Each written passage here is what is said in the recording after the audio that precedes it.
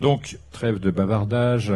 Ce qui m'intéresse, c'était donc d'abord de vous saluer, vous mettre dans l'ambiance qui convient, c'est-à-dire attention les neurones, et vous préciser avant tout que si vous souhaitez suivre absolument tout ce qui est dit, compte tenu de la vitesse et de la densité, je pense qu'il va falloir en cours de route faire comme hier une personne l'a fait, une séance de yoga authentique, ou trouver des pilules pour que les neurones se réparent très rapidement. Je rappelle qu'ici on ne fume pas, et je dis encore, de toute façon, ce n'est pas nous qui fumons les cigarettes, ce sont les cigarettes qui nous fument, quand elles ne nous grillent pas. Et par ailleurs, s'il vous plaît, pensez à éteindre les émanations sonores de votre téléphone portable. Merci. Donc, dans le prolongement de la révélation des pyramides, ce fameux film, et dans la série des énigmes et des hommes, moi-même, évidemment, et surtout l'association que je préside, l'association fédérative de recherche libre, la Nouvelle Atlantide, nous vous présentons de la Grande Pyramide de Gizeh au jeu de cartes des tarots, avec ce sous-titre important, ou « Comment le savoir des anciens nous fut transmis ». Comme d'habitude, je vous conseille d'être extrêmement attentif et critique à l'égard de ce que vous verrez entendre. Normalement, ça devrait bien se passer. Pour bien apprécier ce travail, il convient de se positionner d'après un mot utilisé en philosophie, mais je ne sais pas si vous connaissez ce mot, effectique. Qui connaît ce mot, s'il vous plaît? Voilà. Il faut dire que ce mot a déserté les dictionnaires de philosophie et l'enseignement de la philosophie depuis à peu près la Révolution française. Or, c'est très dommage puisqu'il désigne une personne qui suspend son jugement, qui n'offre pas de conclusion à une situation pour deux raisons principales. Manque de faits d'un côté ou manque d'éléments de cohérence pour conclure de l'autre. Donc c'est ce que je vous invite à devenir, des personnes effectiques. Et pour simplifier mon exposé, je dirais comme Coluche, je ne suis ni pour ni contre, bien au contraire. Et voilà. Cette chose dite, on se rappellera qu'Anaximandre dit « Ô homme, ne te cache pas la réalité ou la vérité, elles seront toujours là ». Pour conclure cette introduction, ces préventions, pour accueillir les retardataires s'il y en a, quelques phrases de M. Michel de Montaigne. « Je vois ordinairement que les hommes, au fait qu'on leur propose, s'amusent plus volontiers à en chercher la raison qu'à en chercher la vérité. Ils laissent là les choses et s'amusent à traiter des causes. C'est une hardiesse dangereuse et de conséquence de mépriser ce que nous ne comprenons pas. Pour vous, pour tout le monde, normalement, on devrait pouvoir observer méthodiquement, étudier systématiquement et analyser sans limite ni tabou pour combattre au minimum les idées reçues. C'est pourquoi cette image va plaire aux personnes qui ont vu ce film et ça va leur rappeler une ambiance particulière qu'on appelle dogmatique. C'est-à-dire à la proposition que j'ai faite dans cette affiche, quoi étudier le jeu des tarots et la comparer à la Grande Pyramide, c'est totalement exclu. Voilà, on est bien dans l'ambiance. Avant d'aller plus loin, je rappelle qu'il convient de savoir que chez les anciens, tous les objets et tous les mots, quels qu'ils soient, sont sous la tutelle du dieu Djehuti-Tot, l'égyptien, Hermès, le grec, et Mercure, le latin. Donc on va se tourner d'abord vers ce personnage tutélaire des sciences, de l'écriture, enfin tout ce qui est expression et savoir, pour rappeler que dans l'ouvrage Cor et Cosmou, la Vierge universelle, on rapporte les paroles d'Hermès, le plus grand de tous les sages. C'est l'occasion de rappeler que lorsqu'on voit Trismégiste, ça ne veut pas dire 3 fois grand comme on le prétend. C'est parce que chez les Égyptiens, lorsqu'il y a 3 traits superposés, comme chez les Chinois et les Mexicains, c'est un superlatif absolu. Donc c'est le plus grand de tous les sages et non pas le 3 fois grand. Et donc on disait ceci de lui à cette époque, c'est-à-dire environ 1 siècle et demi après le début de notre ère, qui sont en fait des renvois mémoriels constant, il vit l'unité des choses, et l'ayant vu, il comprit. Et ce qu'il comprit, il le grava, mais ce qu'il grava, il le cacha, de telle sorte que toutes les générations qui viendraient après doivent le déchiffrer. Je me suis permis de faire quelques sauts dans ce jeu de tarot, simplement parce que l'éloignement entre les grandes pyramides et le jeu de tarot fait qu'il y a une marche très considérable, mais qui se comble très aisément et de manière assez amusante. En fait, au milieu de cet exposé, il y a ces questions. Y a-t-il ou quelles peuvent être les relations entre grande pyramide de Gizeh et jeu de tarot? J'ai commencé pour vous dire que cet édifice est purement géométrique. Il n'est composé que de droite, exclusivement de droite. Et dans la pensée des anciens, ce qui est droit rectiligne, c'est masculin et stérile. En revanche, l'image que vous avez à droite, ce qu'on appelle un atout, un arcane, un triomphe ou encore une lame, eh bien, c'est un personnage, lui, est composé de courbes, de couleurs, etc. Donc on voit la polarité petit à petit s'installer, notamment par le fait qu'au sommet de cette carte, il y a un nombre et en bas de cette carte, des mots. Le battleur. Mais ce que vous ne voyez pas, parce que vous n'êtes pas habitué à ce genre d'observation, c'est la flèche horizontale noire qui relie en réalité la zone de la Grande Pyramide et son intérieur où se situe la chambre haute toute de granit, là où on trouve un coffre, et relie à la droite chez le personnage sa main, c'est-à-dire l'intermédiaire entre la pensée et la matière, tient une chose ronde. Ça peut être une chose sphérique, ça peut être un bâton vu dans sa tranche, etc. Mais ce qui nous intéresse, c'est la polarité. D'un côté, un parallélépipède rectangle exclusivement composé de droite, et de l'autre, un cercle. Donc cette polarité, il va falloir que vous appreniez à la voir, à la percevoir au fur et à mesure, parce que c'est ainsi que les anciens ont procédé. On va remettre tout cela dans le contexte ancien, justement. Les sciences de l'ancien monde étaient toutes orientées, non pas vers le confort du corps et l'illusoire domination sur la nature ou d'autres êtres, mais vers l'amélioration de l'individu le plus complexe et le plus prometteur, et parfois dangereux, de notre partie d'univers, l'homme. Elles ont été transmises selon des procédés spécifiques extrêmement ingénieux qui en ouvrent et ferment l'accès. Parce que ces disciplines ne devaient être accessibles qu'aux individus manifestant la vertu dans tous les secteurs de leur existence. En revanche, celles et ceux dont l'intelligence mal dirigée tentait d'imiter la dite vertu étaient invariablement et impitoyablement repoussés et bannis. Immédiatement, l'horizon politique se trouve assaini. Je pense que vous l'avez remarqué. Donc, revenons à ce jeu. Parmi ces procédés, le jeu était particulièrement apprécié. Il permet de joindre l'utile à l'agréable, confie les biens du savoir le plus précieux à la multitude des ignorants, qui font voyager ce jeu dans toutes les parties du monde, à toutes les époques, sans attirer l'attention sur celui-ci, et offre enfin un éventail de connaissances très utiles à tous, à tout moment, si toutefois on parvient 1. À identifier qu'il est un support de connaissances, 2. À lire dans quel langage il a été confié à la multitude, et 3, à comprendre à quoi il sert vraiment. C'est ce que nous allons découvrir. On va remettre le jeu de tarot dans son contexte culturel. On prétend que ce jeu a une génération occulte. Donc l'usage du jeu des tarots est rattaché à la tradition occulte, et c'est probablement pour cela que les scientistes lui refusent le statut de produit culturel à étudier. En réalité, le scientifique vrai, il doit étudier les productions de la nature et des hommes sans souci des aspects ou des idées qu'il pourrait en avoir. Donc cependant, et malgré cette dénomination, ce jeu n'a rien de commun avec l'occultisme, cette philosophie ou doctrine qui s'érigea en réaction au matérialisme et au machinisme effréné du début du XXe siècle, sinon et seulement l'étymologie du mot latin occultus qui signifie simplement caché. Cette appellation donnée aux sciences traditionnelles par les hermétistes, c'est-à-dire les savants d'avant l'écriture et à qui l'on doit ce qu'on appelle les sites de l'équateur penché, où vous référerez les personnes qui n'ont jamais entendu cette expression au film La Révélation des Pyramides. Donc ce sont ça, les hermétistes, des gens qui gardaient le silence plutôt que déposer leurs connaissances et en bavarder. Et donc les hermétistes ont proposé cette dénomination, elle fut récupérée par les occultistes ignorants, et cette dénomination n'était aucunement anodine, mais a toujours eu pour but de transmettre des informations sur l'authentique nature de ce savoir. Alors là, ça commence, un petit peu littérairement, mais rassurez-vous, il va y avoir des images bientôt.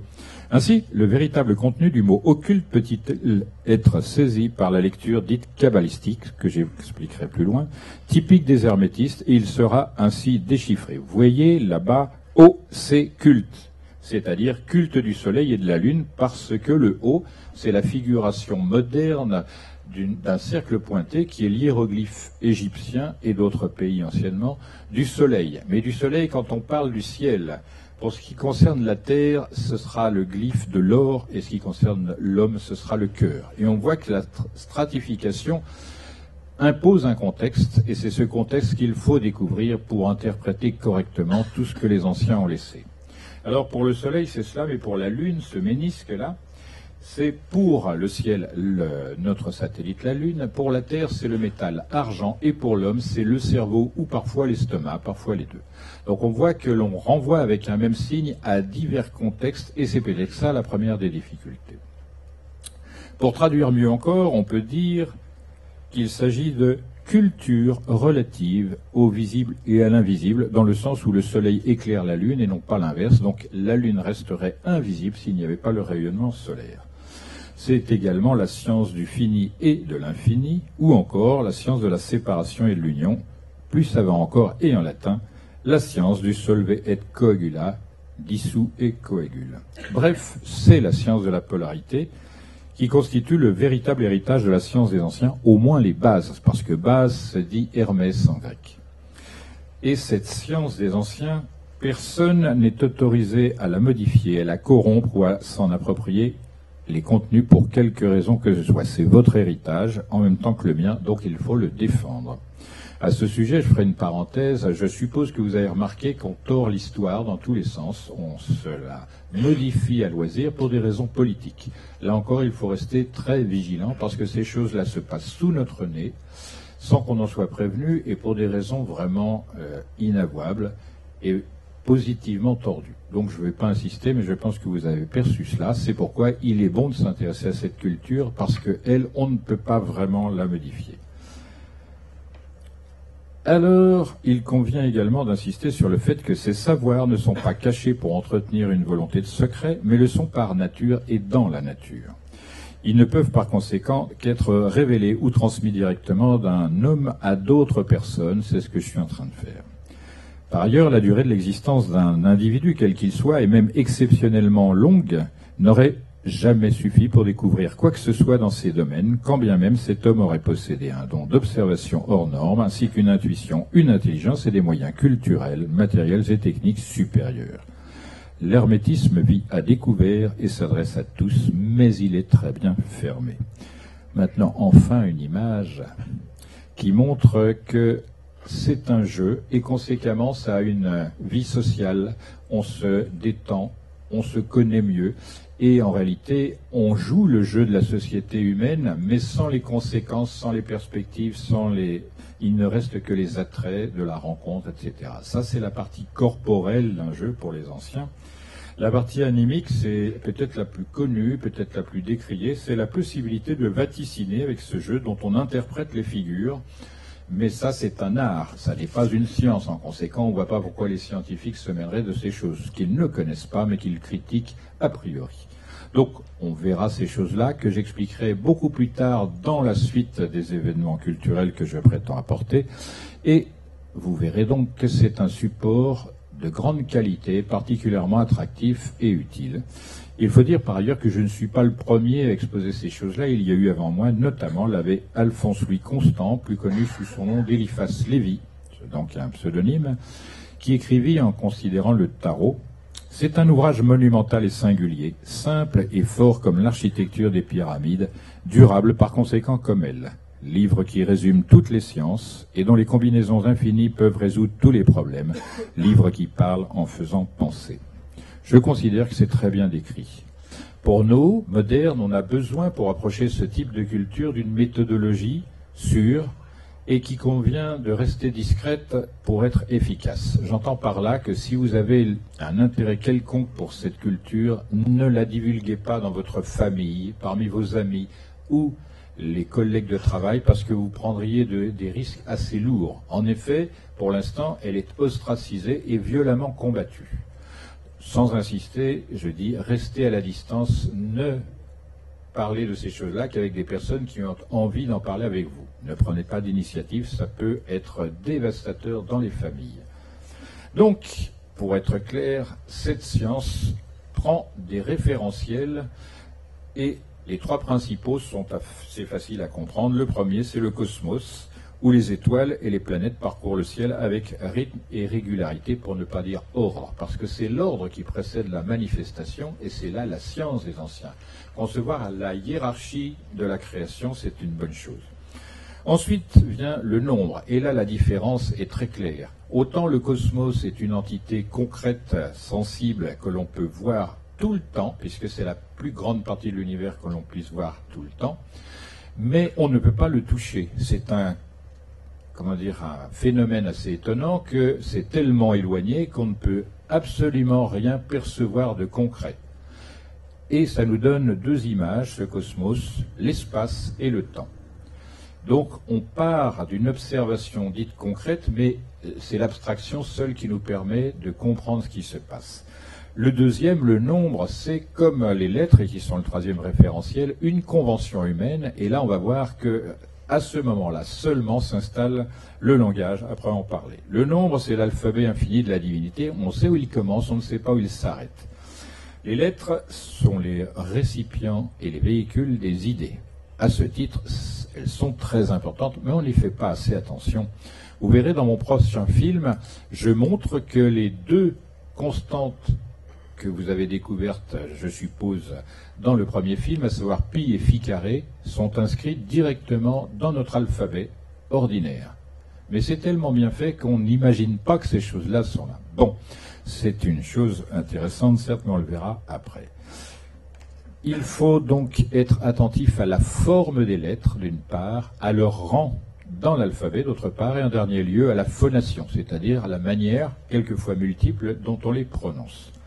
Après ces trois référentiels, si je puis dire, intermédiaires entre concret et abstrait, nous avons les trois disciplines immortelles, c'est comme ça que les appelaient les anciens, notamment les Égyptiens, qui sont l'astrologie pour le ciel, l'alchimie pour la terre, et entre les deux, pour l'homme, la magie.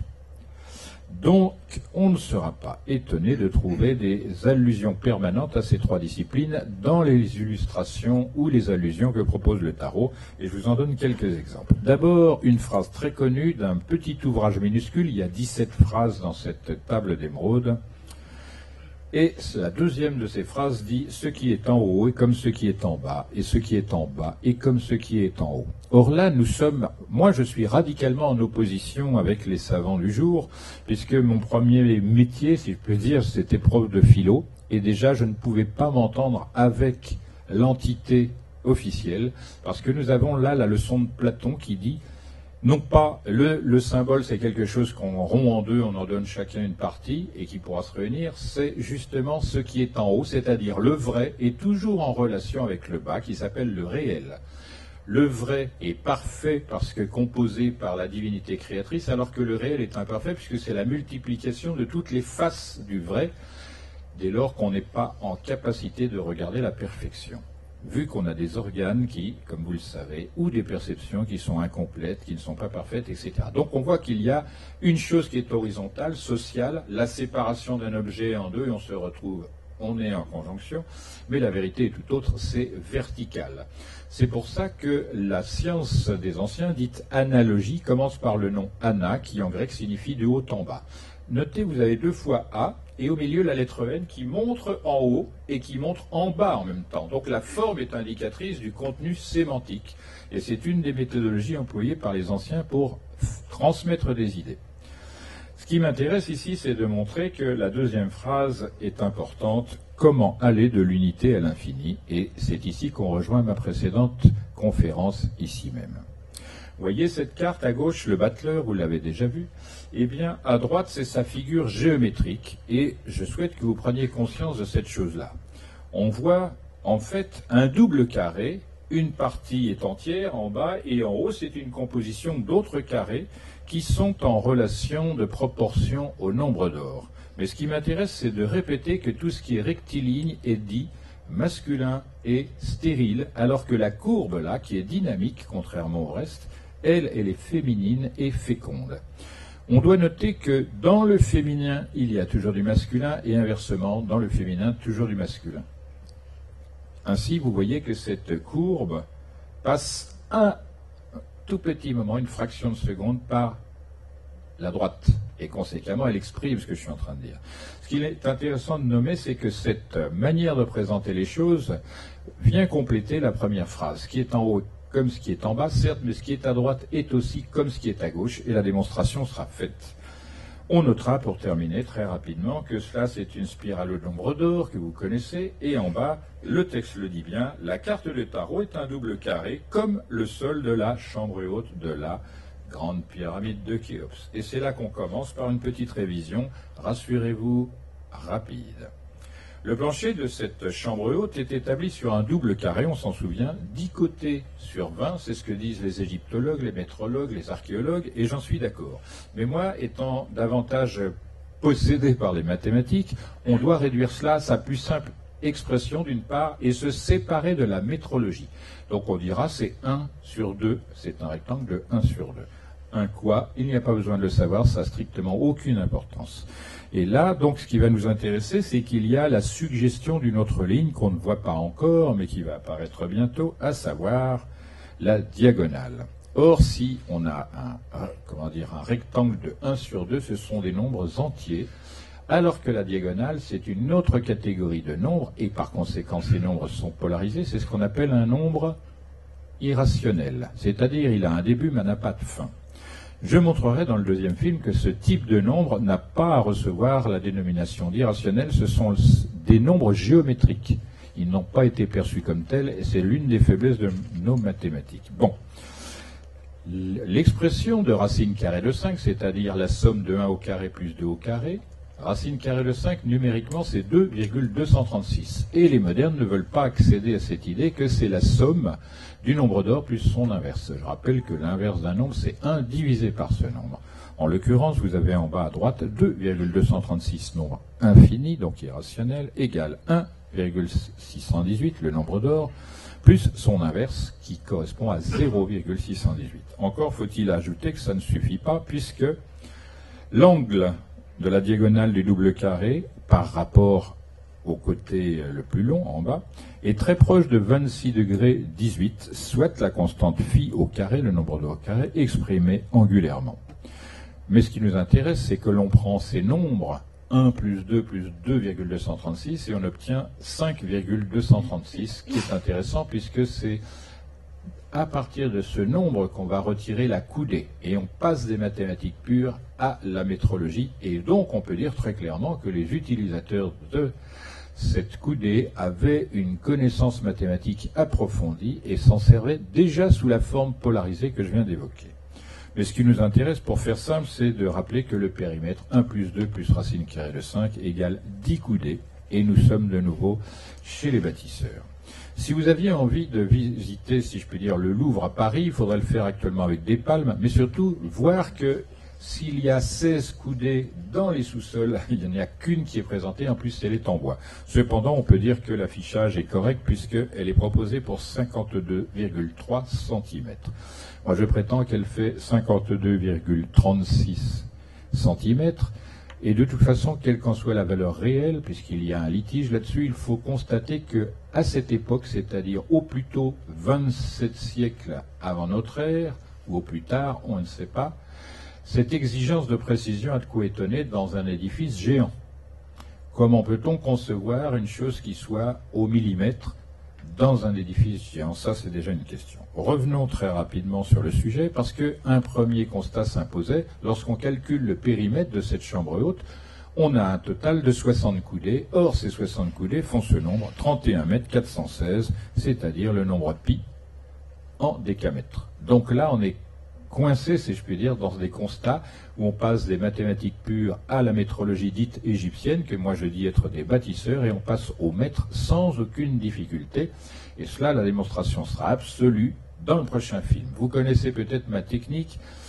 C'est comme le rasoir, hein, pour les messieurs. La première lame tire le poil, c'était le premier film, et la deuxième le coupe, et on va voir tout ça. En d'autres termes, plus mythologiques, le premier film, c'était l'un des travaux d'Hercule, nettoyer les écuries d'Augias. Le deuxième, ce sera couper les têtes de l'hydre de Lerne, toutes en même temps, et ce sera fait avec la même élégance, soyons modestes. Deuxième constat tout aussi important, lorsqu'on retire de ce périmètre un petit côté, eh bien on trouve 50 coudées, soit la valeur de 26,18 mètres, qui est l'expression numérique de phi carré, le nombre de rho carré, exprimé en mètres. Et là, je ne vois pas comment on peut se défaire de cette idée présentée juste avant. En bref, vous avez renoué avec le nombre d'or, donc voici la figure, c'est-à-dire le glyphe, c'est la lettre grecque phi. Et vous notez que immédiatement le sous-entendu est précis et complet, puisqu'elle fait référence par sa forme à la constante pi. Comment? Vous avez un cercle et un diamètre. Mais là, c'est affaire de contexte une fois de plus. Et là, nous sommes dans un contexte de mathématiciens. Si on change de contexte et on va chez des chimistes anciens, ça c'est le glyphe du sel. Or, pourquoi il est fait état d'un sel avec un cercle et une séparation? C'est parce que le sel, du point de vue chimique, est composé d'autant d'acide que de base. Mais il est également volatile ou fixe. Donc, la scission est tout à fait justifiée. Maintenant, observez ce mot sel. La lettre S, c'est peut-être pour solide et la lettre L pour liquide. À moins que, changeant de référentiel, ce soit pour soleil et lune. Ou encore, changeant de nouveau de référentiel, ce soit pour sang et lymphe. Ou pire encore, pour sperme et lait. Voyez comment ça fonctionne. Chaque lettre sous-entend de manière acrologique une polarité. Et on voit que beaucoup de mots, et on va le voir dans les édifices, cette construction est extrêmement simple, c'est la plus simple qui soit, et elle explique l'ensemble d'un langage et l'ensemble d'une science ancienne. En revanche, si vous n'aimez pas les nombres, ce que je comprends, on peut résoudre cela de manière géométrique, sachant que la géométrie, c'est le vêtement du nombre, de la même manière que la danse, c'est le vêtement de la musique, et ainsi de suite. Là, vous avez deux fois un côte à côte, deux carrés semblables, c'est l'égalité arithmétique, alors que la diagonale, c'est l'égalité harmonique. Et là encore, la parité s'exerce. D'un côté, nous avons des nombres entiers et de l'autre des nombres irrationnels. Et on voit que ce qui est irrationnel est beaucoup plus souple puisque infini. Donc à partir de ces deux carrés, on construit un autre carré au-dessus qui les englobe et ainsi de suite, de carré en carré. On arrive à dénombrer les surfaces. Ainsi, vous avez 1, 2, 3, 5, 8, et les plus attentifs à la dernière conférence sauront que 13 vient après, ensuite 21, 34, 55, 89, 144, on s'arrête là, 12 fois 12, 144, et on voit que ce sont les chiffres qui manifestent directement la célèbre suite de Fibonacci qui offre le nombre d'or dès lors qu'on prend un nombre de cette suite et qu'on le divise par celui qui précède. Mais là, c'est l'expression stérile parce que masculine, constituée exclusivement de droite. L'univers, lui, il a besoin de ce mariage-là. La droite et la courbe, on reconnaît la spirale dite de Fibonacci qui contraint l'univers pratiquement en entier. Je rappelle, je l'avais dit dans la précédente conférence, les galaxies spirales ont leurs bras qui sont de cette forme-là, de la même manière qu'on a le nautile, qu'on a également l'ADN, etc., qui sont conformes à cette loi. Il n'y a pas que la nature qui fasse cet effort, l'artiste qui sent la nature le fait, et là c'est Mickey le peintre, Mickey l'ange. On s'en souvient, donc la chapelle Sixtine. Et là il a donné comme dimension repère pour l'homme donc stérile et rigide. La divinité, elle est considérée comme féminine et féconde. Et on voit que cette divinité se balade dans un cerveau ou une boîte crânienne, c'est assez singulier. Donc ça, c'est intéressant. On en a terminé au moins pour l'instant avec les mathématiques et tout ce qui est nombre, et nous allons passer à la description directement historique ou à peu près historique. Ça s'appelle le dessous des cartes parce que je pense que, et ça c'est ma troisième question, qui parmi vous a étudié de près le jeu des tarots ou qui s'en sert pour autre chose que pour jouer? Alors, nous avons ah mais c'est merveilleux, vous allez ainsi pouvoir vérifier par vos propres connaissances si ce que je dis s'appuie sur un réalisme et une chose concrète, ou si je divague.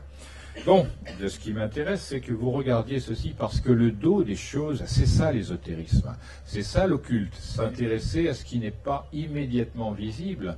S'intéresser par exemple au dos de ce verre qui est transparent, c'est aussi important que s'intéresser à ce qui nous fait face. Or c'est ça, le jeu hermétique, c'est cela. Donc, au premier coup d'œil, vous l'avez deviné, l'hermétiste remarque que tel jeu ou telle production humaine ou naturelle est liée à la transcendance du nombre ou par la transcendance du nombre, et c'est ce qui fait que c'est un indicatif général. Donc on ne se posera pas trop la question de savoir comment il fait, c'est immédiat.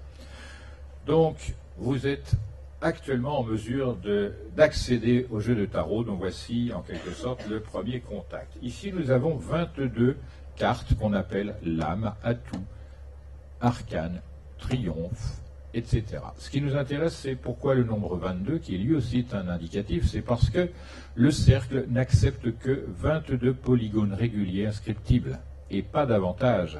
Donc là, on a affaire à un référentiel mathématico-géométrique imparable. C'est comme cela et pas autrement. Il convient de préciser que les anciens divisaient l'espace et le temps de la même manière, c'est-à-dire, par exemple, dans une année, eux, ils divisaient l'année en 22 zones, etc., etc. Mais ça restera secret. Pourquoi j'ai besoin de garder des choses secrètes par devers moi? Parce que s'il y a des gens qui viennent et qui donnent des assertions fausses, il faut que je puisse convaincre les personnes qui doutent de la vérité de la tradition que j'apporte et confondre les malins, les tordus qui imitent. Donc ça, la chose est assurée. Il ne faut pas s'amuser à des jeux de cet ordre parce que je serai toujours là.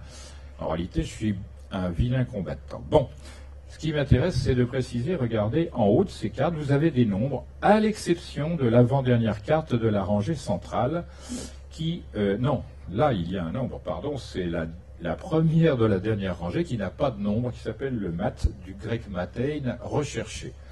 Donc vous voyez un personnage dont on ne sait pas trop ce qu'il représente, on s'en fiche d'ailleurs parce que ce n'est pas là l'objet de la chose. On remarque simplement, lui il n'a pas de nombre, et celui qui n'a pas de nom, c'est l'avant-dernier de la rangée centrale qu'on appelle généralement l'arcane sans nom, ou pour certains la mort.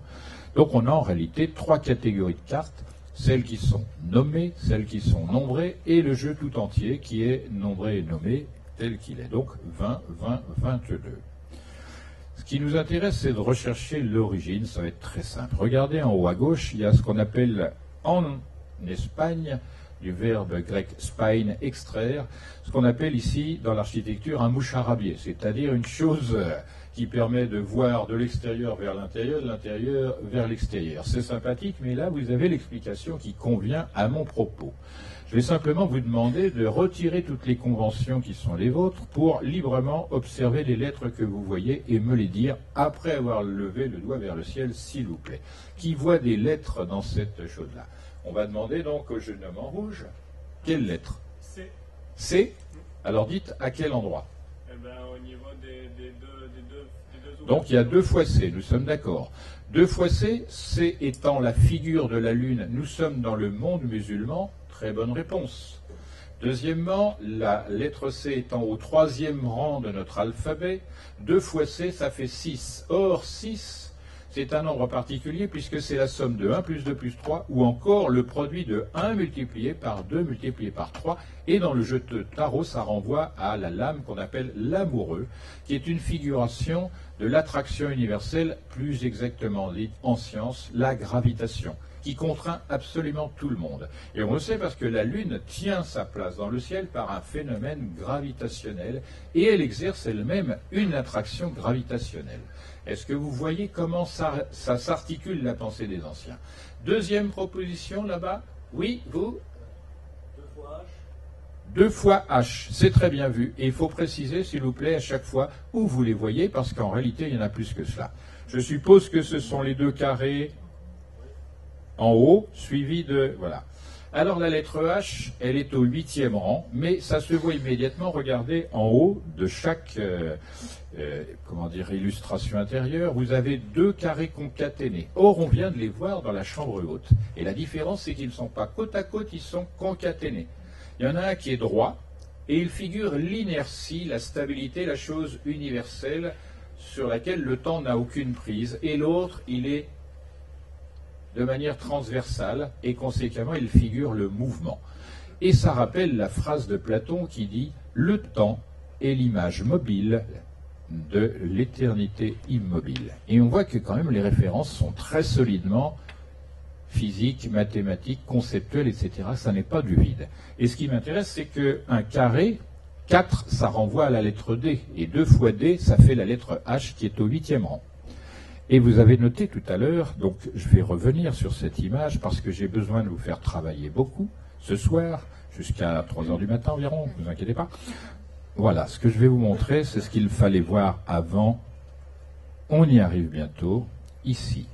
Ces 2 carrés, vous les avez ici, il y en a un qui dit, c'est la lettre H entre la lettre P qui est une consonne qui figure la chose concrète et la lettre I qui est une voyelle qui figure la chose énergétique. Quand c'est un I comme ça, d'une manière générale, c'est la lettre emblème de l'idée, de l'intelligence, et surtout ça figure le crâne, le point au-dessus, et la colonne vertébrale, c'est-à-dire une fonction très particulière qu'on dit comment. La plus haute fonction organique chez l'homme, quelle est-elle? Cérébro-nerveuse. C'est-à-dire c'est ce qui consomme environ 70% de notre énergie vitale.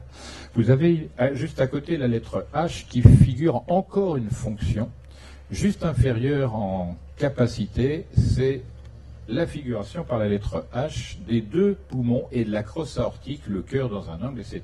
C'est quelle fonction cela? Cardio-respiratoire et donc circulatoire, parce que, vous voyez, les carrés qui constituent, il y en a un qui va vers le haut et un autre vers le bas, c'est cette circulation de haut en bas qu'effectue en permanence le Dieu des messagers ou le messager des dieux. Donc cette lettre, elle, prouve ce que je viens de dire, puisqu'on ne la prononce pas, elle est soit aspirée, soit inspirée. Et donc, elle a une double fonction. Qui plus est, elle fait comme Mercure, elle est capable de faire muter les lettres que l'on met devant. Ainsi, nous avons P ici, mais on ne prononce pas Pi, on prononce Phi, du fait de la présence de la lettre H. On aurait mis la lettre C, c'est-à-dire la Lune, et je rappelle que Mercure, Thoth, Djekuti est le recteur de la Lune, vous l'avez entendu dire, j'ai dit c'est important. Eh bien, cette lettre change de prononciation avec l'H, ça devient che. Et on va retrouver cette prononciation qu'on dit chuinté en ancien français très bientôt. Vous voyez, je procède par étapes, par retour sur image, de telle sorte que vous appreniez tranquillement, sereinement, mais comme je vous ai dit, vous êtes à la chasse aux papillons. Vous avez une grosse épuisette, mais ce n'est pas la peine d'aller comme des fous essayer de prendre des papillons. Il n'est pas sûr, même avec tous vos efforts, que vous en attrapiez, ni même le plus beau, ni même le plus rare, etc. Alors, je reviens sur cette image pour dire qu'il y a une autre lettre évidente ici. Alors, on y va doucement, on lève le doigt, s'il vous plaît, et c'est le doigt levé là-bas. Le M. En effet, c'est une injonction très importante. Mahomet, par exemple, son prénom commence par M, et une autre fois la lettre M en cours de... Ça m'intéresse, mais pourquoi? Parce que la lettre M occupe quel rang dans notre alphabet? Allez, un petit effort. Qui a dit 13? Oui? Non. Elle. C'est 12. Elle aime 13. Et tout à l'heure, j'ai parlé de l'arcane sans nom, qui est l'arcane 13, et la lettre M vient justifier la désignation, la mort. Mais ça renvoie... Alors, qui est un petit peu astrologue parmi vous, s'il vous plaît? 6e question.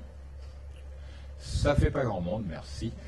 Vous regarderez quand même la prochaine fois le zodiaque. La 6e chose qu'on appelle signe, le 6e signe, ou la maison 6, c'est la Vierge, et son glyphe, c'est la lettre M, avec un poisson au bout, parce qu'en face, dans le zodiaque, il y a le signe des poissons.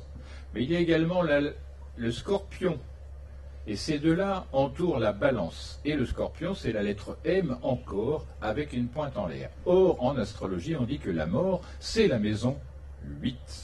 La maison d'Hermès, et ça se vérifie dans la mythologie, puisqu'on dit d'Hermès que c'est un dieu psychopompe, c'est-à-dire qui a charge d'emmener les âmes, les défunts, au-delà de l'influence terrestre. Donc on voit que ces choses sont bien coordonnées et qu'il est nécessaire de les comprendre pour justifier la manière dont les anciens construisaient des histoires. Je rappelle que pour les gens de tradition, les contes qu'on raconte aux enfants, des contes à dormir debout, je vous rappelle, en réalité c'est pour endormir les enfants et éveiller les adultes. Vous voyez que la manière de considérer les choses sont très différentes et on comprend mieux la méthodologie et évidemment les contenus. On continue parce qu'il y a une autre lettre au moins. Oui. Le X. Le I, vous X. Le X ou ça? Ah ben moi, aux extrémités des étoiles, je vois des X. Et voilà, mais vous avez bien raison, mais on ne va pas s'en occuper puisque si la lettre X, c'est l'emblème de la chose inconnue, c'est ce qu'on utilise d'ailleurs en mathématiques, mais c'est également l'emblème du rayonnement, ce qui est par soi-même lumineux, dynamique, etc. Autre lettre. Oui. E. Dites-nous où. Les deux octaves, on le passe. Vous avez raison, c'est la lettre E de l'énergie.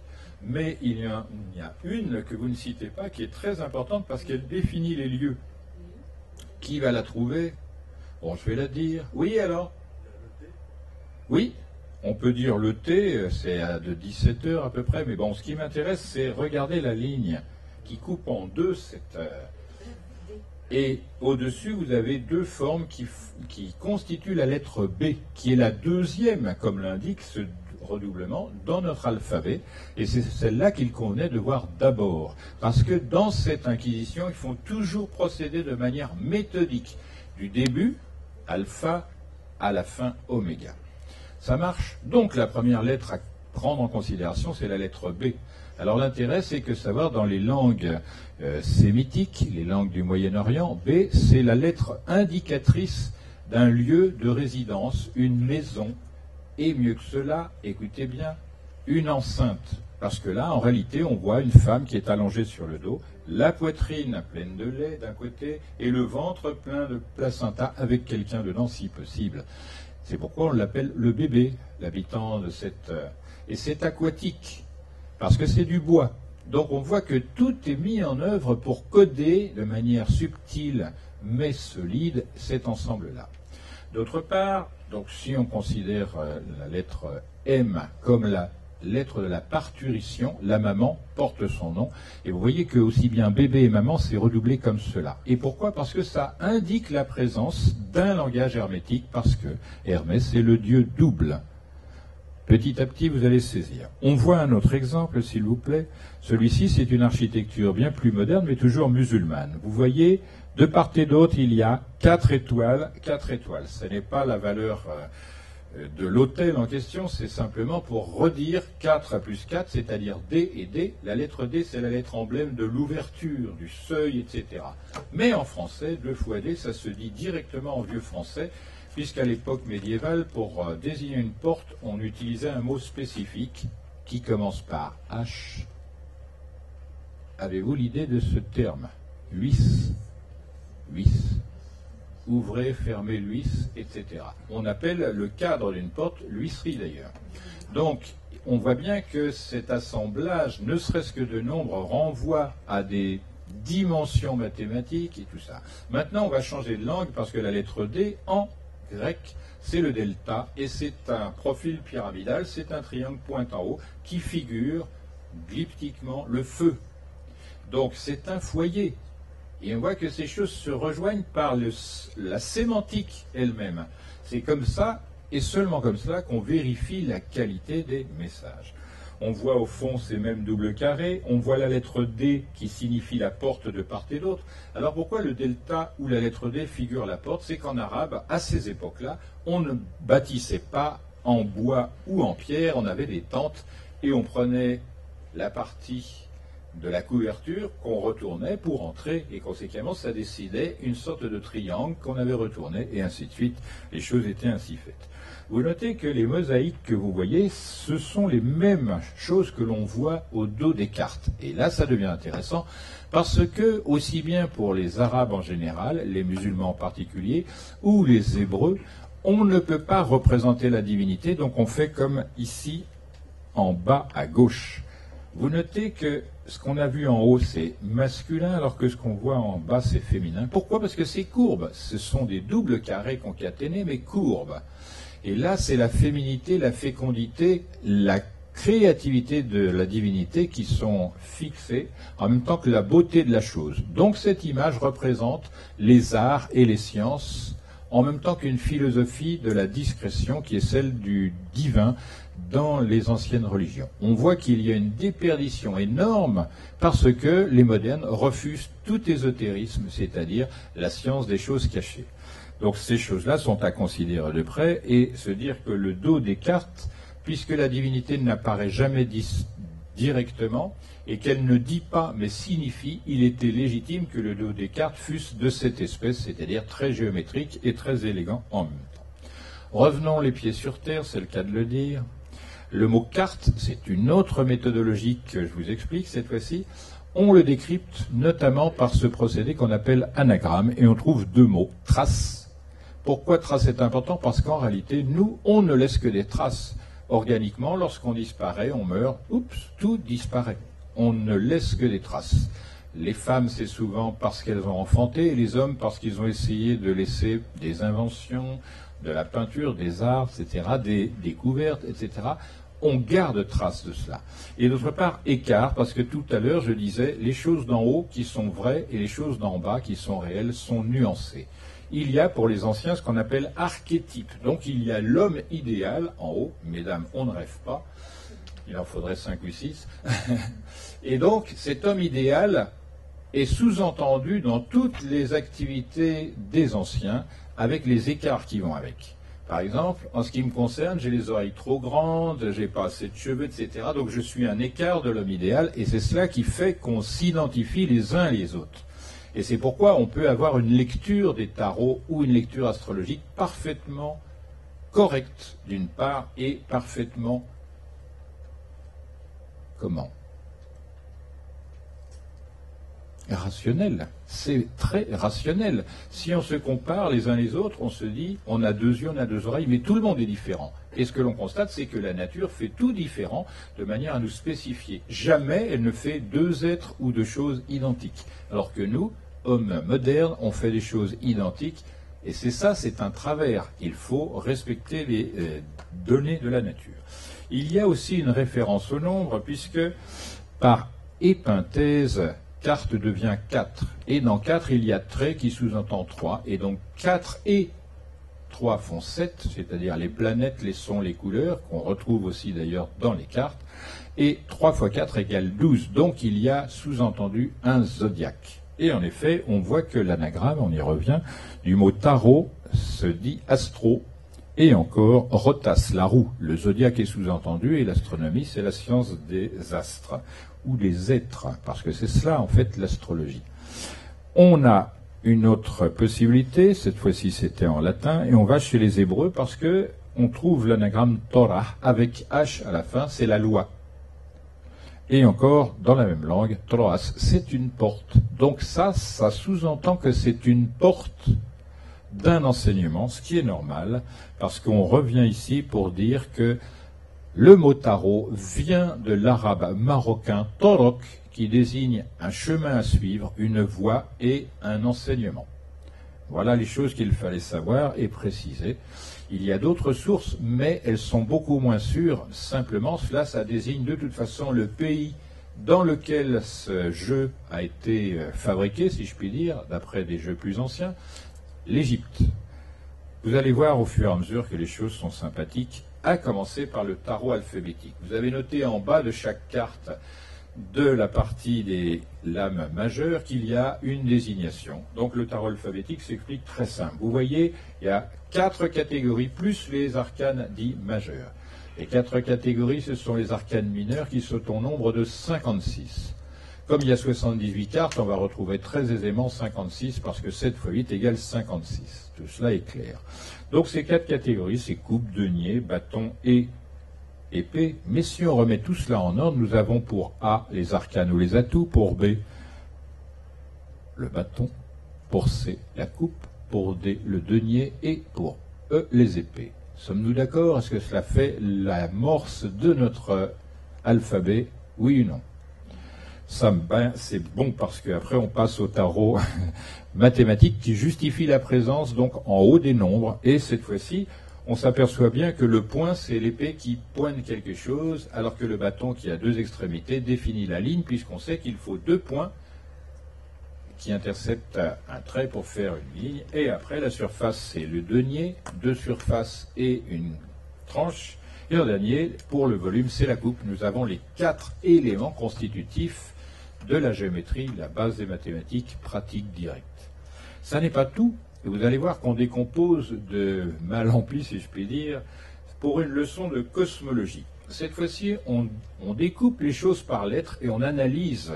Vous allez voir comment. D'abord, à gauche, vous avez une consonne et au milieu, une autre consonne. Lorsque ces deux-là sont ensemble, ça donne l'idée de fixation, d'interruption, etc. Ainsi, on a S et T dans stop, dans station, dans statut, dans stase, dans estomac, dans stupéfait, dans stupide, etc. On voit bien que c'est l'idée d'un arrêt, d'une fixation. C'est normal parce que l'hiéroglyphe origine, c'est un serpent cloué à une croix. Donc on voit qu'il y a un suivi sémantique très précis et que les lettres ont hérité en quelque sorte de ces choses-là. Et cette lettre T, par conséquent, comme table, pour stable, ça dit c'est fixe, ça désigne l'inertie. C'est l'inverse pour la lettre R qui, elle, on le sent bien dans l'ancienne prononciation. Vous vous souvenez, Edith Piaf, elle disait Paris, avec roulement du R, quelquefois Paris ici. Donc ces manières de prononcer qu'on retrouve dans les langues nord-africaines et sémitiques sont la marque de la présence d'une énergie. Une roue manifeste un mouvement, un rotor également, etc. Donc on voit que cette lettre complémentaire, toujours une consonne, désigne une ligne horizontale qui est le rapport entre inertie et mouvement. Polarité savante, discrète.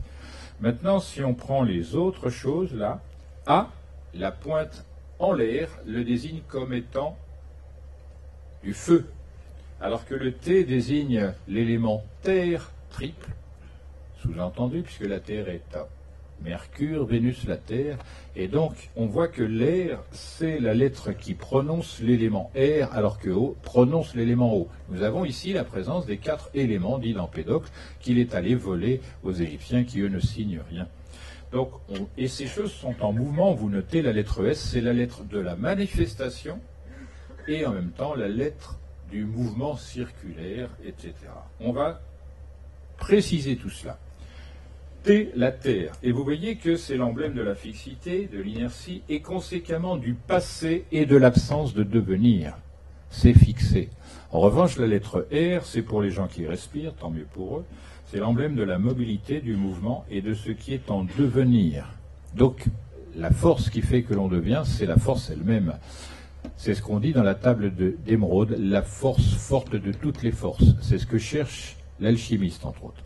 Vous avez donc l'alpha en haut et l'oméga en bas en grec. Pourquoi? Parce que les Grecs qui sont allés en Italie avaient sous-entendu que le nom le mieux que pouvaient choisir les Latins comme capitale, c'était Rome. C'était une vilainie puisque Rome, en grec, ça veut dire brut, épais, lourdeau, etc. Donc, on voit bien. Donc, on a du latin ici et on a du grec ici pour alpha, le début, et oméga, la fin. Donc, sans vous en apercevoir, vous avez une leçon de cosmologie et de constitution des êtres, puisque tout le monde, quelque être qui soit, est enfermé dans le binôme temps-énergie. Ça marche? On n'a pas fini, on passe à la suite, et là, je le fais sous le contrôle des gens qui connaissent bien le jeu de tarot. On va transposer les lettres dans le rang dans le rang qu'elles occupent ces lettres dans notre alphabet. Ainsi, la lettre A, c'est facile, c'est 1, nous sommes d'accord. L'arcane 1, c'est le battleur qui figure la créativité toujours recommencer, ou le pouvoir, l'unité, etc. Toutes sortes de valeurs. Qui peut me compléter, s'il vous plaît, parmi les tarologues, amateurs ou professionnels? Le commencement, oui. Le commencement, mais la toute-puissance créatrice, en réalité. Pour les anciens, ça désignait non pas la divinité totale absolue, mais le démiurge, c'est-à-dire celui qui fait les choses dans notre partie de l'univers, et notamment qui réside dans le soleil. C'est pourquoi l'arcane suivant va être désigné par la lettre S, qui est son acrologie, parce qu'elle est au 19e rang. Quel est le 19e arcane? Le soleil. Donc on a le créateur du soleil, le soleil, et après la lettre O, 15e rang, c'est l'inverse, parce que c'est la lettre qui désigne le diable, c'est-à-dire une opposition. Donc là, on a deux voyelles quand même, qui se semblent s'associer déjà, comme on l'a vu, le début et la fin, c'est-à-dire le tout-puissant d'un côté et le diable de l'autre, et au milieu le soleil, l'individu qui rayonne. Mais vous le savez, le soleil peut être un assassin aussi bien que protéger la vie. On peut se faire griller, etc. Bon, l'autre catégorie des lettres, ce sont uniquement des consonnes. La première lettre, la lettre R, on l'a vu tout à l'heure, est au 18e rang et désigne par conséquent l'arcane 18 qui est la lune. Notez ceci, les amateurs d'alchimie, l'air perçoit l'influence lunaire particulière et la donne sensible et accessible aux alchimistes. C'est la force dont ils ont besoin. L'alchimie sans la lune, c'est rien, c'est de la métallurgie. Et là, on découvre en réalité que dans les sciences modernes et dans les sciences anciennes, il y a une polarité remarquable. Nous, les modernes, on travaille au soleil, mais parce qu'on est très ignorants, les anciens travaillent avec la lune, pour une raison simple que connaissent à la fois les sages-femmes anciennes et les paysans. C'est la lune, grâce à son flux attractif, qui fait croître les êtres, le soleil faisant fixer cet accroissement.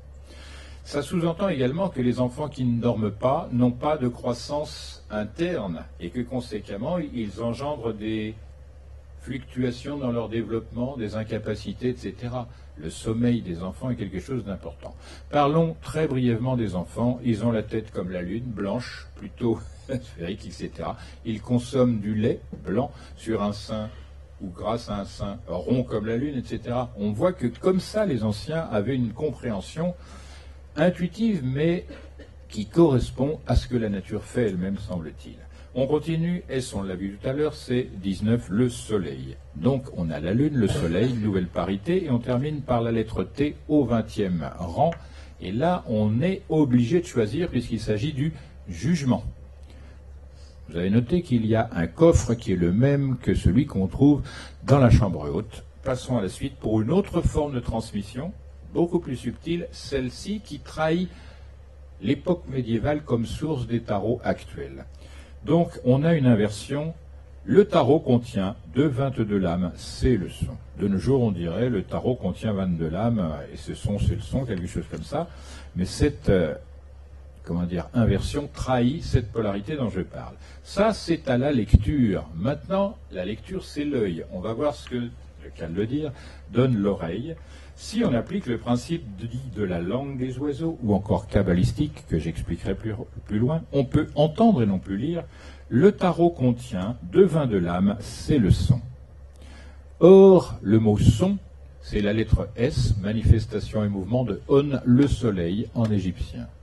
Donc on voit que le son est pour l'oreille, alors que le son est aussi pour l'œil, puisque le soleil sans œil ou l'inverse, c'est assez désagréable. C'est normal parce qu'en vieux français, voir et ouïr, c'est le même verbe, sauf que le V et le U, à ces époques-là, ne se prononcent pas de manière différente comme de nos jours.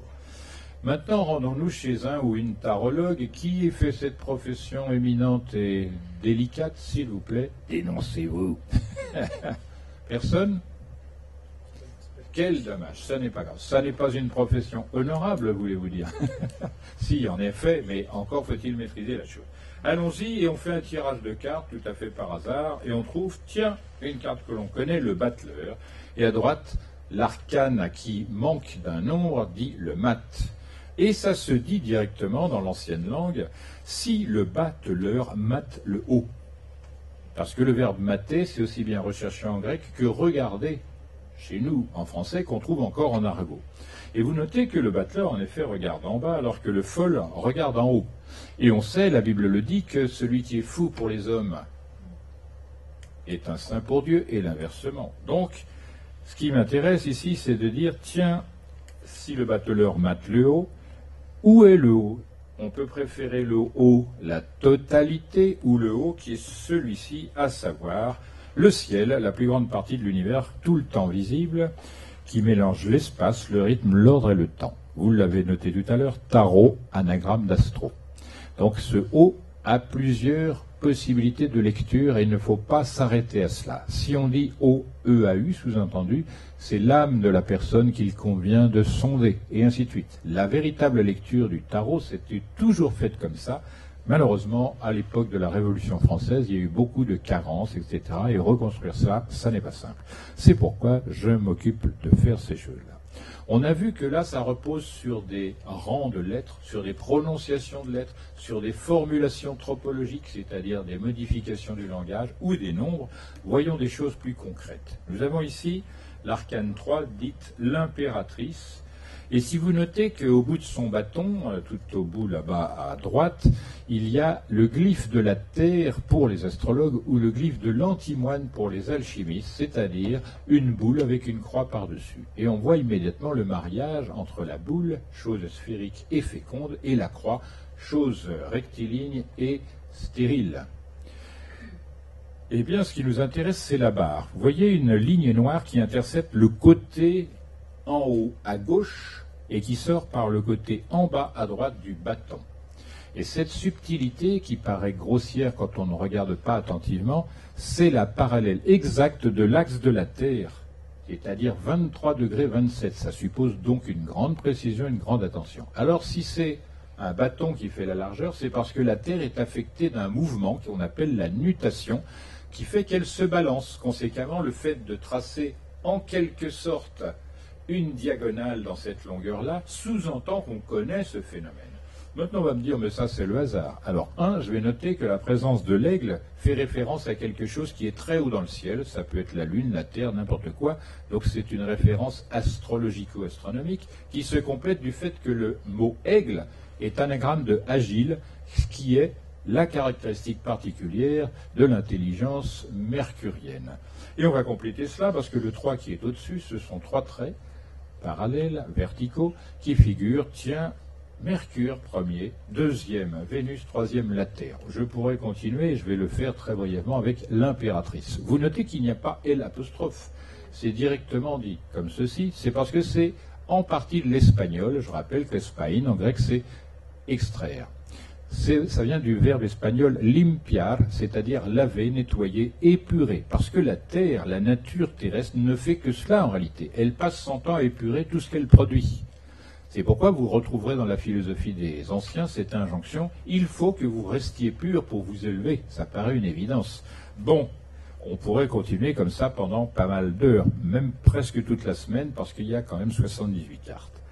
Maintenant, souvenez-vous, dans le film La Révélation des Pyramides, j'avais noté et voulu faire connaître que le sphinx est constitué d'un signe du zodiaque, le lion, et du signe qui lui fait face dans le zodiaque, le Verseau, mais anciennement, le Verseau s'appelait l'ange.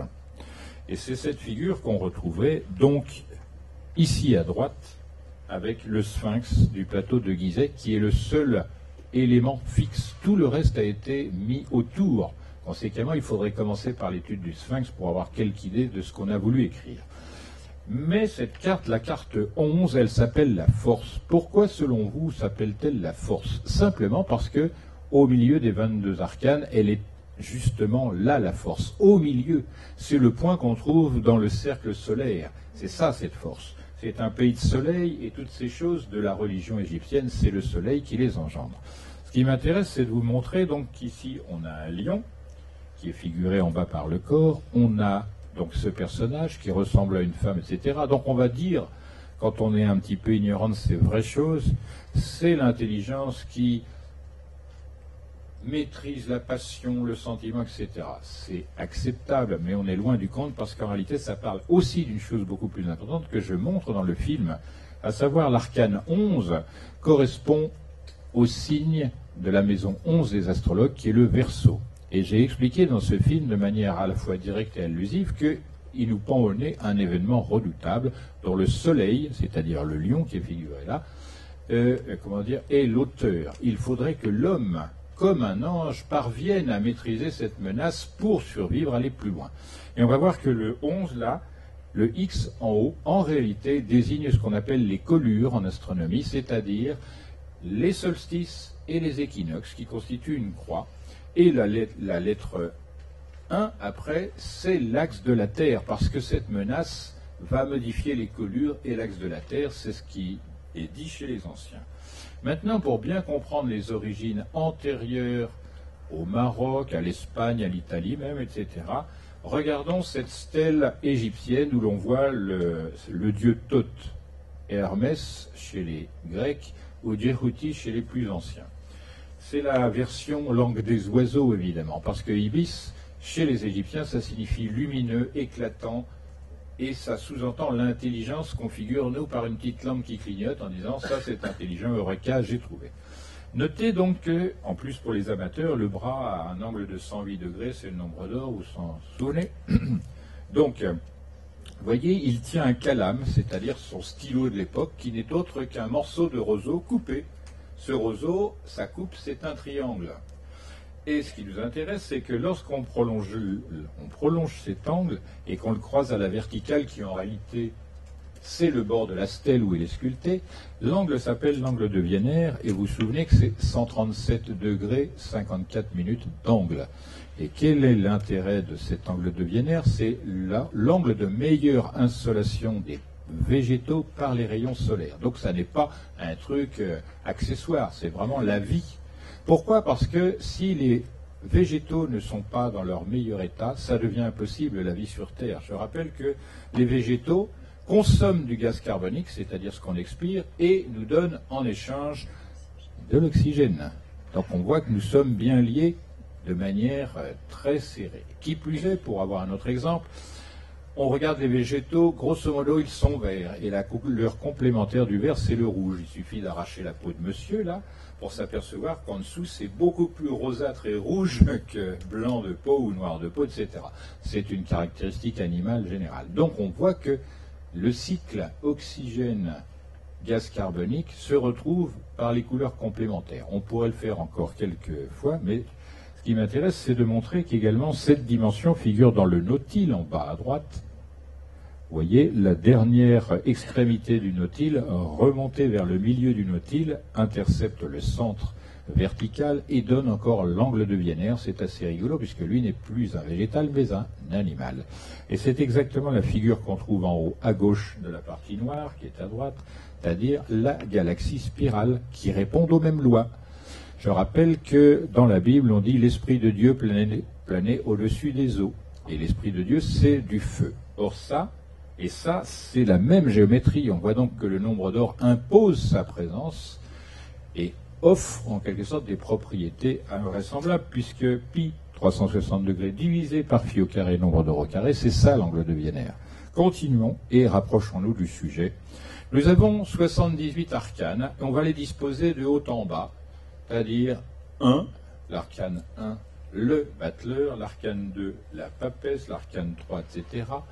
Donc chaque rang s'augmente d'une unité et on termine la chose en bas par 12 assises et qu'il y a, si vous l'observez, 12 nombres dans cette dernière assise en bas, c'est-à-dire en tout, ça fait 12 de hauteur et 12 de largeur, sous-entendu 144, qui fait partie de la suite de Fibonacci. Donc vous voyez que les 78 cartes du jeu de tarot disposées en triangle progressif forment 12 briques de base et 12 assises de haut qui, grâce à leur proportion, engendrent une pyramide homothétique à celle dite de Gizeh. On va dire, mais c'est anecdotique, et on a raison. Mais ce qui m'intéresse, c'est de noter que la somme des 12 premiers nombres engendre, quant à elle, le nombre 78. Donc vous voyez, sous une apparence, on dit, tiens, on a levé l'énigme, mais derrière, il y a encore d'autres énigmes. Donc le piège qu'utilisent ces braves gens, c'est On vous donne une chose à voir, mais il faut aller voir encore derrière, jusqu'à épuiser le sujet. C'est une règle générale. Je mets beaucoup de choses là parce que je sais qu'il fait très chaud ici, que vous avez la tête qui bout. Donc on va continuer et rentrer là dans la démonstration promise en espérant que ça ne vous fera pas disjoncter. En divisant le périmètre de la grande pyramide de Gizeh, exprimé en coudées, par le nombre d'arcanes du jeu de tarot, soit 440 coudées multipliées par 4 côtés, divisé par 78 arcanes, nous obtenons 22,56, soit les 22 arcanes majeures suivis après la virgule des 56 arcanes mineures. Fallait le faire déjà. Mais, d'autre part, en divisant la valeur de ce périmètre par le nombre d'arcanes mineurs, cette fois-ci, puis en divisant ce résultat par 10, puisqu'on travaille en base 10, nous retrouvons pi. Mais non pas pi, le nombre caractérisant nos connaissances à nous, mais celui qui est la division de la plus longue ligne horizontale visible par la plus longue ligne verticale invisible. C'est ce que je dis dans le film. Ça, c'est la manière de penser des anciens. Conséquemment, le résultat est une figuration de 3,142857, c'est-à-dire 3 groupes de 2, polarité oblige. 14, c'est la moitié de 28, et 57 a pour moitié 28, mais on fait 2 fois 28 plus 1, en l'occurrence. Ce 1 qui fait défaut peut être un des nombres, on s'en fiche, parce que ce qui nous intéresse n'est pas encore là. Je continue. En faisant la somme des 3 côtés du triangle méridien de la grande pyramide, c'est-à-dire la base plus les 2 apothèmes, et en divisant le tout par le nombre d'arcanes majeurs, cette fois-ci, soit 22, puis par 100, base décimale oblige, on notera que 78 plus 22 égale 100, et encore que 56, nombre des arcanes mineurs, moins 22 égale 34, ce qui fait 3, 4, 5, 6, 7, 8, c'est sympa.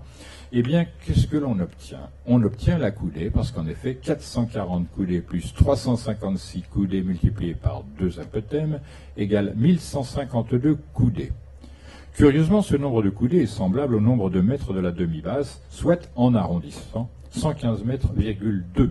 Donc on voit la parenté, la précision est 115,192 mètres.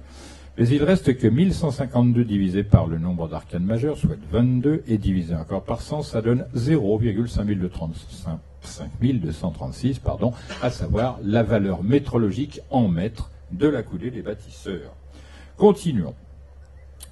22 arcanes, dont un est sans nom et un sans nombre, il faut tirer conséquence de cette observation parce que, sachez-le, les hermétistes également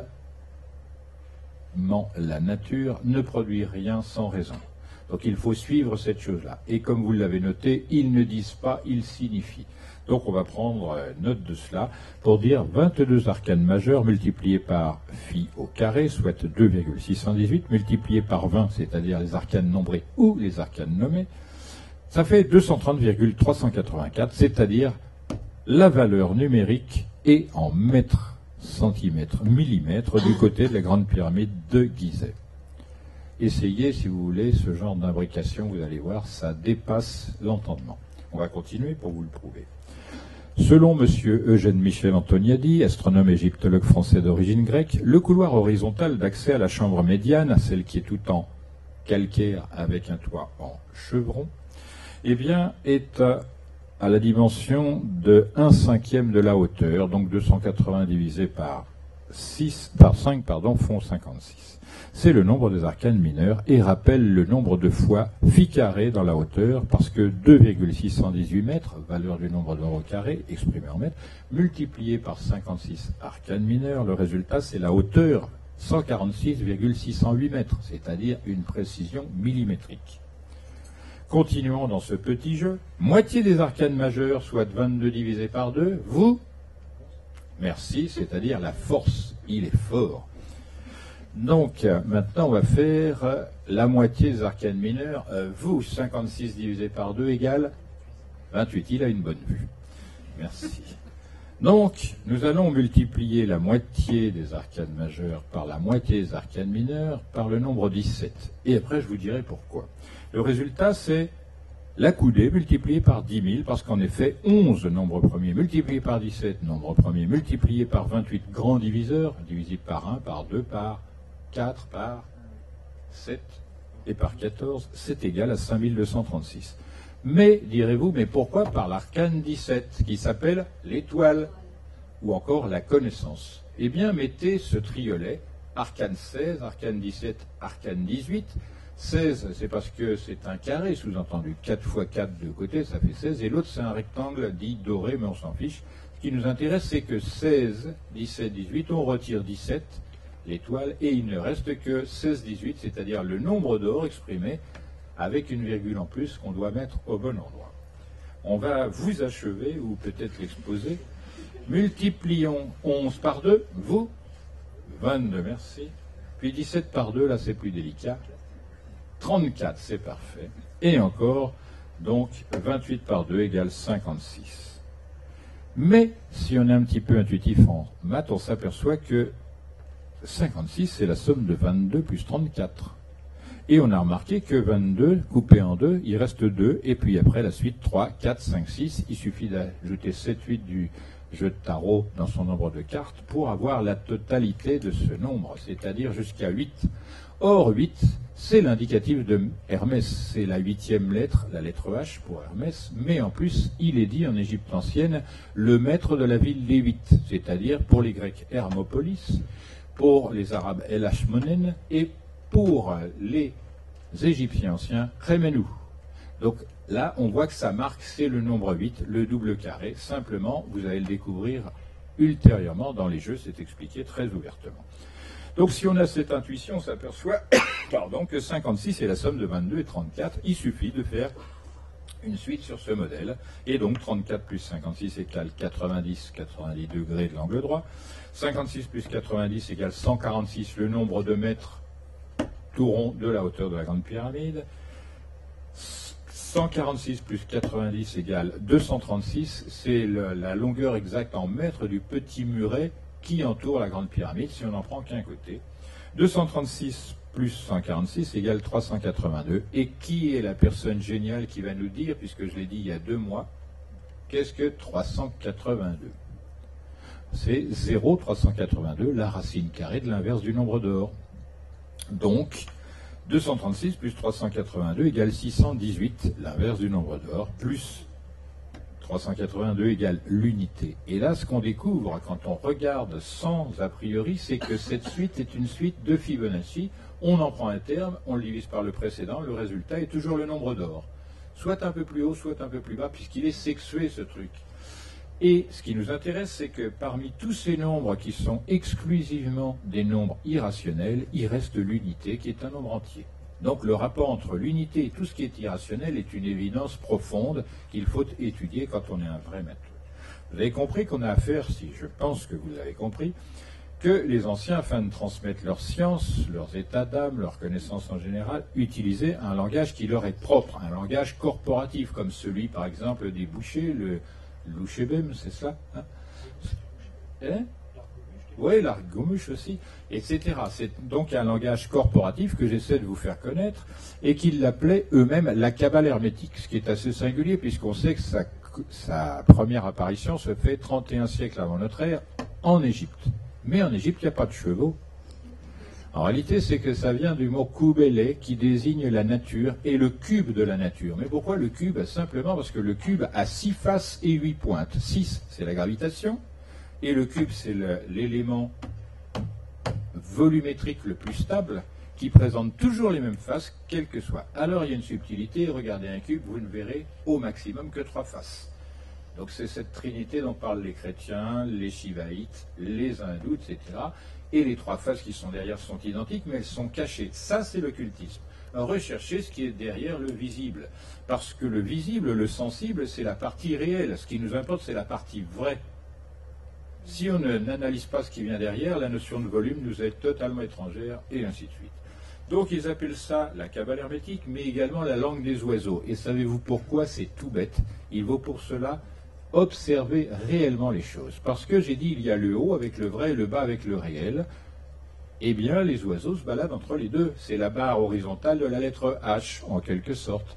Et ça leur permet de regarder les choses de haut, c'est-à-dire de manière beaucoup plus étendue, faire des synthèses qu'on ne fera pas nous. Ça s'appelle également la Gay Science, parce que Gay, G-A-Y-E ou G-A-I-2-L-E, c'est le cheval. Et le lanternois, parce qu'il faut bien s'éclairer par quelque chose, ou encore le jar, parce que le jar, c'est le mari de loi. Loi L-O-I, simplement, pas L'-O-I-E, mais encore que oïr, c'est entendre, voir, c'est pouvoir voir. Donc ces choses-là sont à connaître et l'université les refuse, ce qui est très dommage. Pour faire bref, la Kabbale hermétique est une langue d'espèce hiéroglyphique, jouant sur tous les registres de l'expression. Images, mots, lettres, nombres, sons, couleurs, formes, poids, etc. Et ainsi que sur des conventions secrètes que j'essaie de vous faire connaître, dont la métaphore et les rébus emblématiques sont le type le plus répandu. Elle n'a pas de forme propre ou particulière et ne dépend que de la culture et de l'imagination de ceux qui la mettent en œuvre. On la trouve donc dans toutes les strates de l'activité humaine et elle s'instille parfois, et c'est important, par les songes et les rêves. En effet, lorsqu'on veut interpréter un rêve ou des songes, si l'on ne connaît pas ces arcanes-là, de cette langue-là, on n'a pas de résultat. Et cela, je vous exposerai ça dans la prochaine conférence au mois de septembre, c'est-à-dire la Kabbale hermétique et la langue des oiseaux. Et vous avez remarqué que j'ai fait une inversion. La Kabbale hermétique, un cheval, c'est au sol, et je le mets d'abord, et ensuite je parle de langue des oiseaux qui est au-dessus et je le mets après. Ça sous-entend que je vais procéder de la manière inverse dont a procédé Platon. Je vais faire comme Aristote, commencer par des faits et monter jusqu'au principe. C'est ce qu'on va voir tout à l'heure. Maintenant, de quoi est faite cette Kabbale hermétique ? Quels sont ses objectifs? Ils sont 3. Transmettre avec le moins de déformation et le plus de complétude, dire aux uns ce que l'on veut cacher à d'autres, c'est d'un point de vue moral, ça se comprend, et assouplir l'intelligence des impétrants. C'est important parce que, en réalité, de nos jours, on ne parle que d'intelligence et on oublie la qualité de l'intelligence qui est due à la seule intuition. La polarité dont je vais parler est simple. On a un cerveau droit qui est artiste, spontané, qui ne voit que les proportions et perçoit les choses, alors que le cerveau gauche, lui, il demande de la rigueur, de l'exactitude et des choses comme ça. Moi, ce qui m'intéresse, c'est de développer en vous la zone centrale, la zone limbique, qui abrite 2 glandes très importantes pour le développement humain en général, qui sont la pituitaire et la pinéale. Merci. C'est donc là que s'insère l'intuition dont on ne tient plus compte, ni en classe primaire, ni en classe secondaire, ni en classe supérieure. Or, c'est l'intuition seule qui permet de découvrir, parce que sans intuition, et ça, allez lire La science et l'hypothèse de Henri Poincaré, philosophe des sciences, mathématicien, physicien et surtout promoteur, je pense que la chose devient de plus en plus connue, de la vraie relativité. Eh bien, donc, il dit, sans intuition, pas de science, et il a raison, parce que l'intuition, au milieu de 10 000 ou 100 000 possibilités, elle choisit, on ne sait pas pourquoi ni comment, c'est l'intrusion du vrai, du haut, dans le bas, le réel. Ça, il faut le protéger. C'est parce que ces choses-là se perdent qu'on peut être manipulé grossièrement, alors qu'on se pense instruit, intelligent, on ne peut pas... Mais non, ça se fait très facilement, parce que vous n'avez plus ce sentiment-là que donne l'intuition. Bon, passons à la suite. Quels sont les principes de la Kabbale hermétique? C'est extrêmement simple, c'est montrer sans montrer, dire sans dire, cacher sans cacher. Là, en revanche, c'est plus compliqué. Les procédés de la Kabbale hermétique sont addition et soustraction. J'en ai donné quelques exemples, puisque j'ai retenu quelques lettres dans l'analyse du moucharabier. Je ne vous dis pas tout, en effet. La transposition, à savoir qu'une chose, comme vous l'avez vu, peut être transposée dans un autre contexte. Le cercle pointé, quand c'est l'astronomie, c'est le soleil. Je change de contexte chez l'homme, c'est le cœur, et ainsi de suite. Donc, c'est la transposition. Et la substitution, qui est une partie de la transposition, c'est, par exemple, plutôt que de désigner le fer, par exemple, si je suis alchimiste et je veux m'expliquer à couvert, je vais dire, tiens, un chevalier, avec son armure, évidemment, de fer. Et pour signaler que je m'exprime de manière kabbalistique, je vais dire, tiens, ce chevalier avec son armure était sur un cheval, et la chose est jouée. J'ai substitué un chevalier en armure au métal fer, mais les deux sont en jonction sémantique. La langue des oiseaux, elle, se manifeste sous cette forme curieuse qu'elle propose les 5 voyelles, mais aucune n'est audible, à part le haut du début qui est reproduit par 3 lettres derrière, et qui se dit en Kabbale hermétique astro pour cette raison, la relation de 1 à 3 qu'on va retrouver un peu partout. Et donc, vous avez O, qui ne s'entend que dans les 3 dernières lignes, les 3 dernières lettres, les voyelles. I, on l'entend nulle part. E, on l'entend nulle part, A, on ne l'entend pas, et U non plus. Donc on voit que c'est cette particularité. On va me dire, mais moineau, c'est pareil, à peu de choses près, oui, mais c'est un oiseau, donc c'est une particularité qu'on ne doit pas soulever. Toutes ces choses que je viens de vous montrer, qui constituent seulement une petite partie de ce langage, vous allez voir la suite en deux visu, eh bien, pourquoi cet effet? Vous le raconte Suleiman ibn al-Hassan, ismaélien, donc résident en Égypte, du XVIe siècle, dans un petit ouvrage très bien traduit, le coffret de la sagesse. Et vous allez voir que le coffret a encore son mot à dire. Et il dit ceci: les sages ont parlé par figure et par énigme parce qu'ils répugnaient à livrer les secrets de la sagesse à des hommes qui n'en seraient pas dignes. Donc il fait cette séparation polarisée, les gens vertueux et les pourris. Voilà, pour faire bref.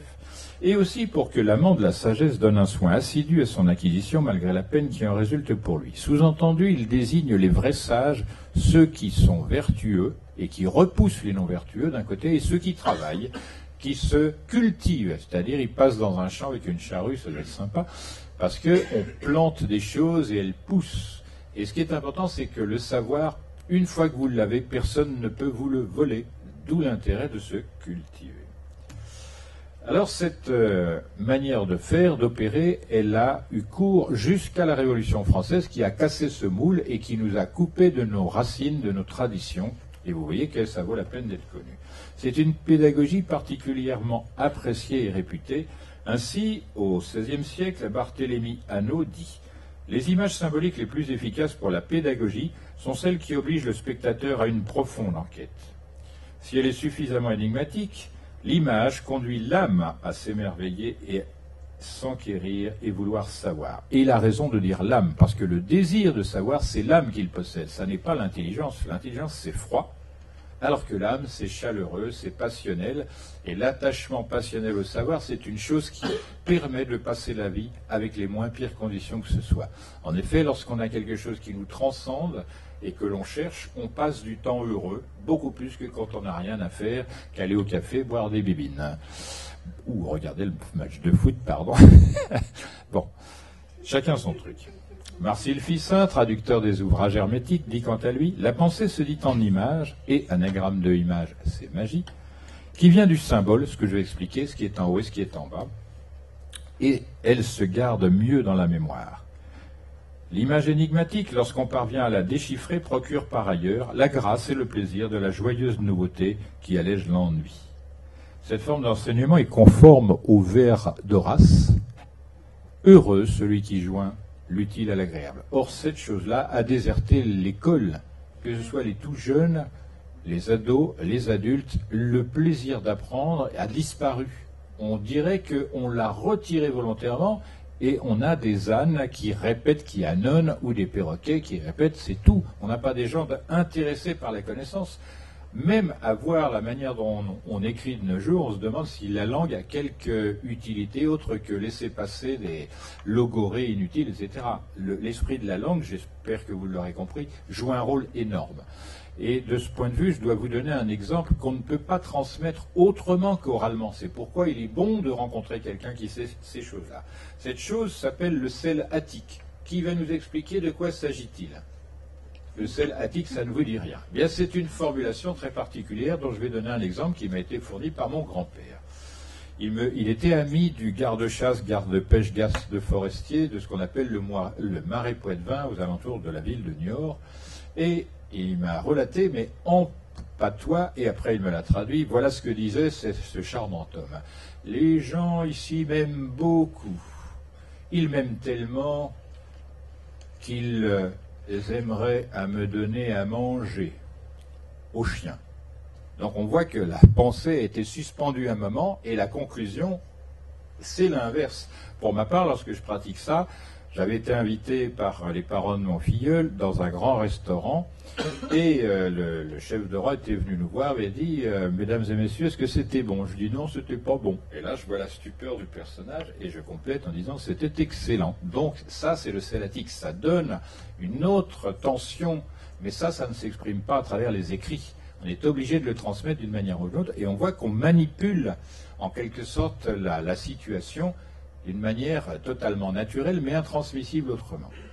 Donc, je reviens au sujet, s'il vous plaît. pour compléter cette méthode efficace, silencieuse et elliptique. Éloquence admirable qui, sans parler, nous enseigne toutes les sciences et qui, sans les charger de leurs épines et leur amertume, nous les familiarise par des allusions douces et subtiles dont l'esprit ne s'effarouche jamais et que la mémoire conserve aisément et avec plaisir. Les mots sont souvent mensongers, mais la chose... Mensongers. Les discours politiques. Donc les mots sont souvent mensongers, mais la chose, quand c'est elle-même qui parle, jamais. Sauf si, par extraordinaire, on ne l'a pas bien comprise. Les mots s'enfuient facilement, dans la mesure où ils sont moins soignés ou médités, et permettent moins de former en son esprit une image parfaite des choses.